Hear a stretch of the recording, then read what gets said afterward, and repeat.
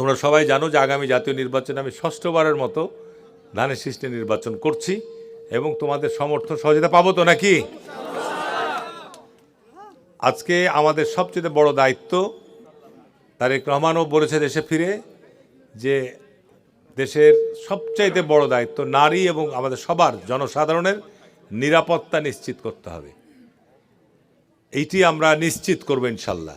আমি এই 5ই আগস্টের পরে বাংলাদেশের মধ্যে আমি বলবো চাঁপাইনবাবগঞ্জে অপ্রীতিকর ঘটনা আমি ঘটতে দিইনি। আজকেও তা থানার আমাদের এসপি, ওসি এবং পুলিশের ডিআইজির সাথে কথা বলেছি। এখন আওয়ামী লীগের যে লোক, আওয়ামী লীগ এখন ভোট করছে না, আওয়ামী লীগের প্রতীক নাই আগামী নির্বাচনে। এখন তারা কাকে ভোট দিবে সেটা তাদের পছন্দের ব্যাপার। জামাতে ইসলামকে দিবে না বিএনপিকে দিবে, কি ঠিক না ঠিক বলছি? কিন্তু এখন যদি হারুন এমপিকে ভোট দিতে চাই আর জামাতের যে বলবে যে দেখেন এটা আওয়ামী লীগ করে, ধরেন এরকম দু একটা ঘটনা ঘটেছে। আমি খুব তীব্রভাবে বলেছি যে কোনো যার বিরুদ্ধে সুনির্দিষ্ট কোনো মামলা নাই, এর বাইরে কোনো লোককে যেন হয়রানি করা না হয়। যদি হয়রানি করা হয় আমি জনসাধারণকে নিয়ে কিন্তু আমি থানা ঘেরাও করবো, একদম পরিষ্কার বলেছি।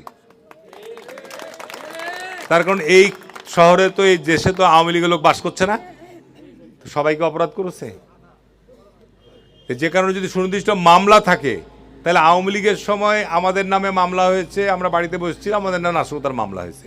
আর এখন যারা নিরপরাধ, যারা কোনো অপরাধের সাথে জড়িত না, এখন যদি তাদেরকে মিথ্যা মামলা দিয়ে তাদেরকে ধরে, তাহলে পার্থক্য হলো কি?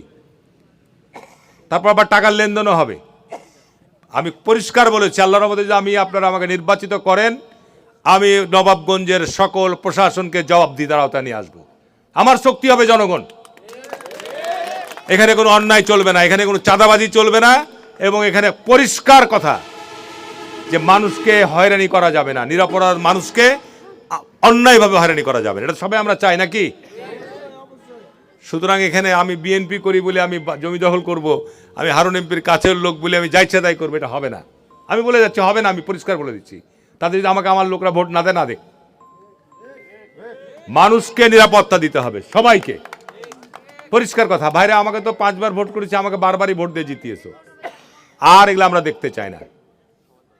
থানাতে যা ঘুষ দিতে হবে, ভূমি অফিসে যে জমি খারিজ করবো ঘুষ দিতে হবে, এইটা এখানে যেতে গেলে ঘুষ দিতে হবে, টেন্ডারবাজি হবে, এগুলো হতে দিব না নবাবগঞ্জে। ঠিক আছে? এই জন্য যুবক ছেলে তোমরা যারা আছো, তোমাদের সমর্থন চাই।